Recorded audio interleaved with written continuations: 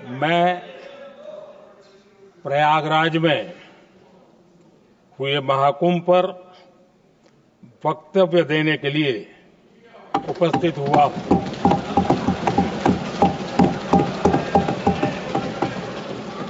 आज मैं इस सदन के माध्यम से कोटि कोटि देशवासियों को नमन करता हूं, जिनकी वजह से महाकुंभ का सफल आयोजन हुआ। महाकुंभ की सफलता में अनेक लोगों का योगदान है। मैं सरकार के, समाज के सभी कर्मयोगियों का अभिनंदन करता हूं। मैं देश भर के श्रद्धालुओं को, यूपी की जनता, विशेष तौर पर प्रयागराज की जनता का धन्यवाद करता हूं। अध्यक्ष जी, हम सब जानते हैं गंगा जी को धरती पर लाने के लिए एक भगीरथ प्रयास लगा था। वैसा ही महाप्रयास इस महाकुंभ के भव्य आयोजन में भी हमने देखा है। मैंने लाल किले से सबका प्रयास के महत्व पर जोर दिया था। पूरे विश्व ने महाकुंभ के रूप में भारत के विराट स्वरूप के दर्शन किए। सबका प्रयास का यही साक्षात स्वरूप है। ये जनता जनार्दन के संकल्पों के लिए, जनता जनार्दन की श्रद्धा से प्रेरित महाकुंभ था। आदरणीय अध्यक्ष जी, महाकुंभ में हमने हमारी राष्ट्रीय चेतना के जागरण के विराट दर्शन किए हैं। ये जो राष्ट्रीय चेतना है, ये जो राष्ट्र को नए संकल्पों की तरफ ले जाती है, ये नए संकल्पों की सिद्धि के लिए प्रेरित करती है। महाकुंभ ने उन शंकाओं, आशंकाओं को भी उचित जवाब दिया है जो हमारे सामर्थ्य को लेकर कुछ लोगों के मन में रहती है। अध्यक्ष जी, पिछले वर्ष अयोध्या के राम मंदिर प्राण प्रतिष्ठा समारोह में हम सभी ने ये महसूस किया था कि कैसे देश अगले 1000 वर्षों के लिए तैयार हो रहा है। देश की ये सामूहिक चेतना देश का सामर्थ्य बताती है। किसी भी राष्ट्र के जीवन में, मानव जीवन के इतिहास में भी अनेक ऐसे मोड़ आते हैं जो सदियों के लिए, आने वाली पीढ़ियों के लिए उदाहरण बन जाते हैं। हमारे देश के इतिहास में भी ऐसे पल आए हैं जिन्होंने देश को नई दिशा दी, देश को झकझोर कर जागृत कर दिया। जैसे भक्ति आंदोलन के कालखंड में हमने देखा कैसे देश के कोने कोने में आध्यात्मिक चेतना उभरी। स्वामी विवेकानंद जी ने शिकागो में 1 सदी पहले जो भाषण दिया, वो भारत की आध्यात्मिक चेतना का जयघोष था। उसने भारतीयों के आत्मसम्मान को जगा दिया था। हमारी आजादी के आंदोलन में भी अनेक ऐसे पड़ाव आए हैं।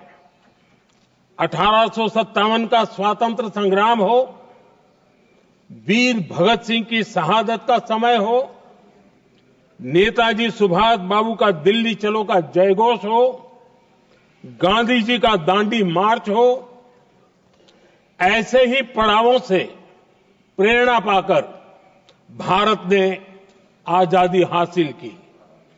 मैं प्रयागराज महाकुंभ को भी ऐसे ही एक अहम पड़ाव के रूप में देखता हूं, जिसमें जागरूक होते हुए देश का प्रतिबिंब नजर आता है। अध्यक्ष जी, हमने करीब 1.5 महीने तक भारत में महाकुंभ का उत्साह देखा, उमंग को अनुभव किया। कैसे सुविधा असुविधा की चिंता से ऊपर उठते हुए कोटि कोटि श्रद्धालु श्रद्धा भाव से जुटे, ये हमारी बहुत बड़ी ताकत है। लेकिन ये उमंग, ये उत्साह सिर्फ यहीं तक सीमित नहीं था। बीते हफ्ते मैं मॉरिशस में था। मैं त्रिवेणी से, प्रयागराज से महाकुंभ के समय का पावन जल लेकर गया था। जब उस पवित्र जल को मॉरिशस के गंगा तालाब में अर्पित किया गया, तो वहां जो श्रद्धा का, आस्था का, उत्सव का माहौल था, वो देखते ही बनता था। ये दिखाता है कि आज हमारी परंपरा, हमारी संस्कृति, हमारे संस्कारों को आत्मसात करने की, उन्हें सेलिब्रेट करने की भावना कितनी प्रबल हो रही है। अध्यक्ष जी, मैं ये भी देख रहा हूं कि पीढ़ी दर पीढ़ी हमारे संस्कारों के आगे बढ़ने का जो क्रम है, वो भी कितनी सहजता से आगे बढ़ रहा है। आप देखिए, जो हमारी मॉडर्न युवा पीढ़ी है, ये कितने श्रद्धा भाव से महाकुंभ से जुड़े रहे, दूसरे उत्सवों से जुड़े रहे हैं। आज भारत का युवा अपनी परंपरा, अपनी आस्था, अपनी श्रद्धा को गर्व के साथ अपना रहा है। अध्यक्ष जी, जब एक समाज की भावनाओं में अपनी विरासत पर गर्व का भाव बढ़ता है, तो हम ऐसी ही भव्य प्रेरक तस्वीरें देखते हैं जो हमने महाकुंभ के दौरान देखी।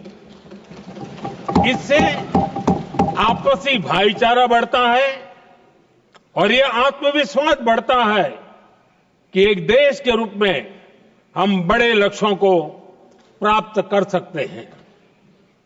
अपनी परंपराओं से, अपनी आस्था से, अपनी विरासत से जुड़ने की ये भावना आज के भारत की बहुत बड़ी पूंजी है। अध्यक्ष जी, महाकुंभ से अनेक अमृत निकले हैं। एकता का अमृत इसका बहुत पवित्र प्रसाद है। महाकुंभ ऐसा आयोजन रहा जिसमें देश के हर क्षेत्र से, हर एक कोने से आए लोग एक हो गए। लोग अहम त्याग कर वयम के भाव से, मैं नहीं हम की भावना से प्रयागराज में जुटे। अलग अलग राज्यों से लोग आकर पवित्र त्रिवेणी का हिस्सा बने। जब अलग अलग क्षेत्रों से आए करोड़ों करोड़ों लोग राष्ट्रीयता के भाव को मजबूती देते हैं, तो देश की एकता बढ़ती है। जब अलग अलग भाषा बोलियां बोलने वाले लोग संगम तट पर हर हर गंगे का उद्घोष करते हैं, तो एक भारत श्रेष्ठ भारत की झलक दिखती है।